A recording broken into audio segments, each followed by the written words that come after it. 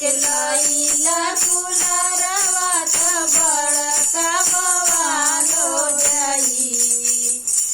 AC छोड़ के लईला कुलरवा त बड़का बवाल हो जाई। ए सरवाया आइल बाड़ा हमरे अंगनवा में मार हो जाई।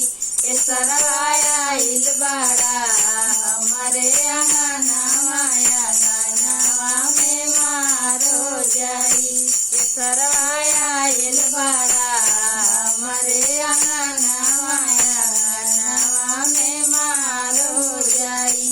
ए सरवाया आइल बाड़ा बर्तन पुरान होया अंगनवा में मार हो जाई। ए सरवाया आइल बाड़ा बर्तन पुरान होया अंगनवा में मार हो जाई। ले ले बरिस सरवा तिलक चढ़ावे के भैया के हमारे तू दूल्हा बनावे के। ले ले बरिस सरवा तिलक चढ़ावे के भैया के हमारे तू दूल्हा बनावे के। खाली हाथे आईगा अंगनवा में मार हो जाई। खाली हाथे आईला अंगनवा में मार हो जाई। ए सरवाया आइल बाड़ा हमरे अंगनवा में मार हो जाई।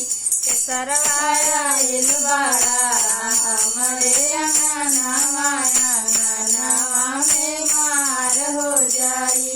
ए सरवाया आइल बाड़ा हमरे अंगनवा में मार हो जाई।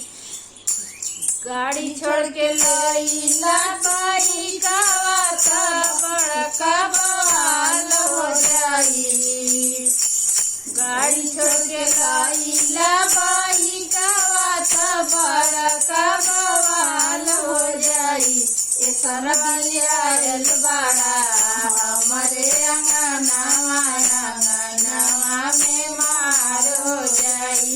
ए समझिया आइल बाड़ा हमरे अंगनवा में मार हो जाई। ए समझिला आइल बाड़ा सिकड़ी पुरान होया अंगनवा में मार हो जाई। ए समझिला आइल बाड़ा सिकड़ी पुरान होया अंगनवा में मार हो जाई।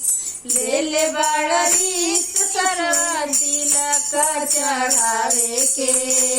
ले ले बरिस समधी तिलक चढ़ावे के भैया के हमारे तू दूल्हा बनावे के। भैया के हमारे तू दूल्हा बनावे के। खाली हाथे आईगा अंगनवा में मार हो जाई। खाली हाथे आईला अंगनवा त इज्जत बेकार हो जाई। ए सरवाया आइल बाड़ा हमरे अंगनवा